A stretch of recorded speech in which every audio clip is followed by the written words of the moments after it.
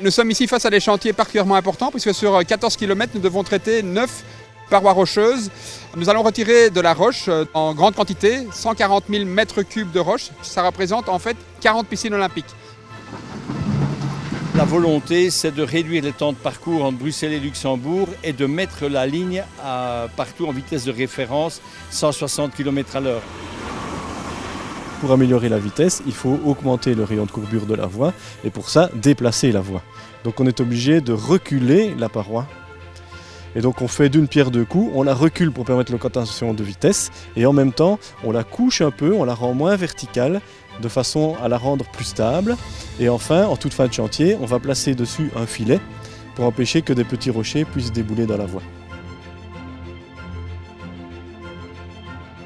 On a dû trouver une optimisation, un compromis entre le volume de roche qu'il faut terrasser pour arriver quand même à la vitesse qu'on nous demandait d'atteindre. Et on a essayé d'éviter au maximum les massifs rocheux qui n'étaient pas jugés dangereux chez nous pour ne pas justement amplifier davantage encore le volume de terrassement qu'il fallait mettre en œuvre.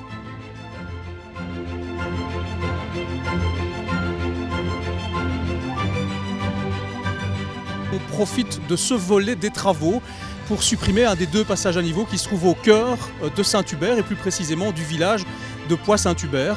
Ça implique des travaux moins lourds que ceux des parois rocheuses, mais malgré tout importants, puisqu'on doit aménager un nouveau pont au-dessus du cours d'eau la Lomme pour pouvoir construire une voirie de déviation et supprimer ce passage à niveau.